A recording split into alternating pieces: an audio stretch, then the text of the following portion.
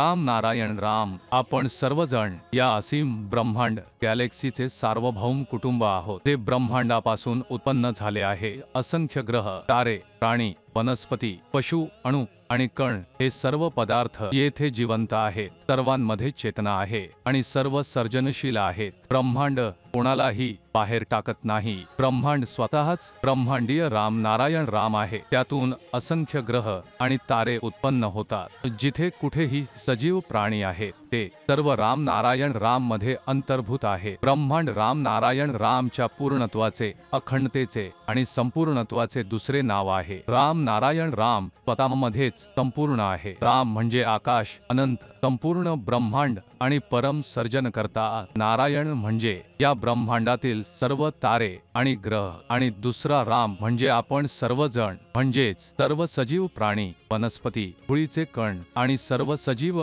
आपली चेतना किंवा विवेक हा राम नारायण राम चाच एक भाग आहे। जन्मसिद्ध हक्क म्हणून ब्रह्मांडापासून उत्पन्न झालेल्या पदार्थांचे सार आपले नैसर्गिक हक्क आहे। आपले मुख्य लक्ष म्हणजे सर्वांचे जन्मसिद्ध हक्क, आत्मसन्मान आणि समानता पुनर्स्थापित करणे हीच आपली क्रांती आहे, जी संतत दल कुटुंबातील सर्व सदस्यांच्या आत्मसुरक्षेसाठी आहे। सर्व लाभ हे संपूर्ण लाभच असतात। आपले उद्दिष्ट आणि संघर्ष सर्वांना या पूर्णत्वाच्या आणि आत्मसाक्षात्काराच्या मार्गावर आणण्याचे आहे। हा संघर्ष त्या शून्यतेला भरून काढण्यासाठी आहे। आपण एक वर्गविरहित, जातीविरहित आणि शोषणमुक्त समाजाचे स्वप्न पाहतो। आपण एक अहिंसक संघर्ष करू इच्छितो। हा संघर्ष आपल्या आत्मसुरक्षा आणि आंतरिक ज्ञानासाठी आहे। आपले शरीर ही एक गुंतागुंतीची यंत्रणा आहे, जी समन्वित घटक म्हणून कार्य करते, जिथे सर्व अवयव परस्पर जोडलेले असतात आणि एक सजीव तंत्र बनवतात। हे सक्रिय आणि सर्जनशील आहे, प्रेम, स्नेह आणि जोडणीच्या बंधनांनी भरलेले आहे। ते आपल्याला एकत्रित कुटुंब बनवते। सर्व अवयव एक संघ म्हणून काम करतात, कोणत्याही अवयवाचा अवमूल्यन न करता। प्रत्येक सजीव प्राणी, वनस्पती आणि किडे हे जीवन आणि चेतनेने परिपूर्ण आहे। या शरीररूपी यंत्रामध्ये 50 अब्ज लोक, आत्मे, चेतनेचे कण आणि दिव्य कण अस्तित्वात आहे। आजच्या जगात आणि संपूर्ण ब्रह्मांडात असंख्य आत्मा जीवनाच्या मूलभूत गरजांपासून वंचित आहे। परिणामतः लोक अन्याय, गुन्हे आणि वेगवेगळ्या प्रकारच्या वाईट क्रियेमध्ये अडखळतात। त्यांच्या अशांततेचा परिणाम त्यांच्या हृदय आणि चेतनेतील खोलल्या असलेल्या तहानभूक यांमुळे होतो। ते की एक भुकेलेला व्यक्ती गोंधळात ओरडू शकतो आणि भटकतो, त्याचप्रमाणे आपल्या आत असलेल्या अनगिनत चेतनाही आपल्या क्रियांवर परिणाम करतात। यामुळे आपण दिशाहीन स्थितीत सापडतो आणि यातून बाहेर पडण्यासाठी जे आवश्यक आहे ते म्हणजे जाप, ध्यान आणि आध्यात्मिक साधनं आणि असे उपाय जे आपल्या चेतनाशी पुन्हा जडवण्यात मदत करू शकतात। त्यानंतरच निसर्ग, समाज आणि शरीर यामध्ये समतोल निर्माण होईल। राम नारायण राम आपल्या निसर्गातील सत्य आणि सिद्धांतांना एका धाग्यातून गुंडाळत पुढे जात आहे। आपण सर्वांनी या रथाची बाजू थांबवून आपल्या मनाच्या शक्तीच्या आधारे पुढे न्यायला पाहिजे। त्यानंतरच आपण सर्वांवर आशीर्वाद, समृद्धी आणि परम शांती प्राप्त करू। राम नारायण राम या नावाच्या सारावरून असंख्य जीव निर्माण झाले आहे। आकाशात असंख्य ग्रह, तारे आणि नक्षत्र हे सर्व जीवन, चेतना, कृती आणि सृजनाने परिपूर्ण आहे। ते तहान, भूक, दुःख, वेदना आणि समस्या अनुभवतात। त्यांचा जन्म होतो आणि मृत्यू होतो, परंतु ते माणसांप्रमाणे स्वतंत्र नसतात। जेव्हा मनुष्य आपल्या इच्छेनुसार काम करू शकतो, चुका करू शकतो किंवा चुकीच्या क्रियेत अडखलू शकतो, आपल्या शरीरात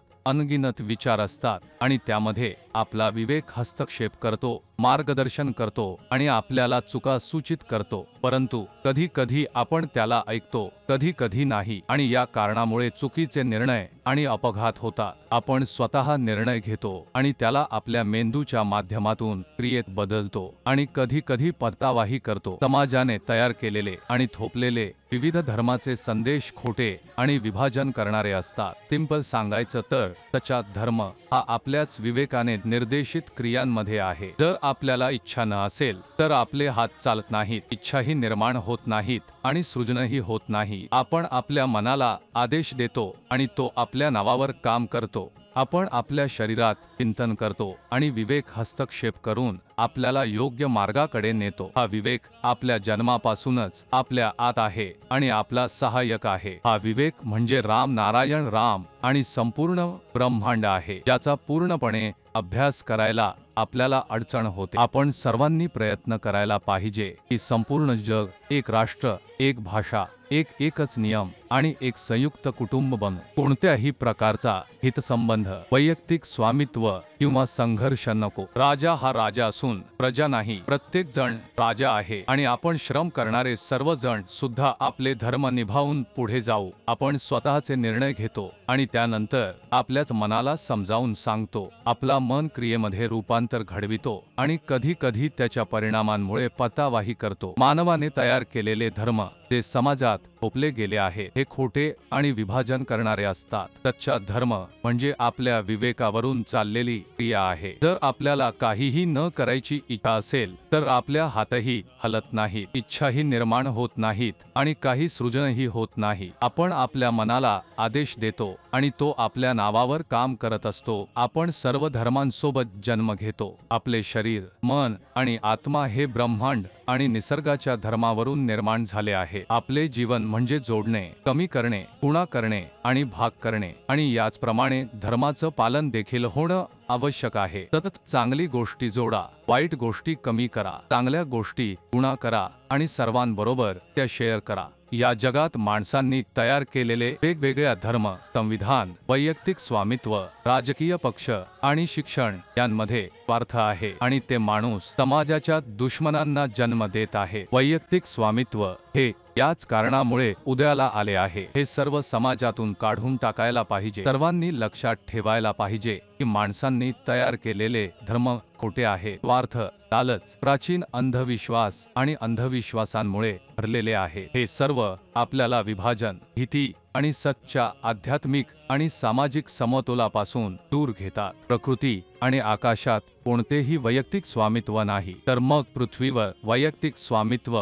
कुठून आले? पर्वतांप्रमाणे विशाल लालच माणसांना निगलते आहे, तरीही या जगातले लोक ते समजून घेत नाहीत। समजून घ्यायची त्यांची इच्छा नाही किंवा ते त्याचं भान देखील ठेवत नाहीत। प्रकृतीतही अशीच परिस्थिती आहे। माणसांनी स्वार्थासाठी आणि वैयक्तिक हितसंबंधांसाठी वेगवेगळे धर्म निर्माण केले आहेत। तसेच तथाकथित नेते योग्य शिक्षणही देत नाहीत। लोकांनी त्यांच्या चेतनेच्या आवाजाकडे लक्ष देणं सोडून दिलं आहे। राम नारायण राम यांचे नामजप म्हणजे सर्वांना एकत्र आणणे, शांती, समानता, आंतरिक आनंद, आत्मसाक्षात्कार, आत्मविश्वास, स्वतःवर प्रेम करणे आणि आत्मविश्वास वाढवणे आणि निसर्गाच्या खऱ्या मार्गावर पुढे चालण्यासाठी प्रेरणा देणे आहे।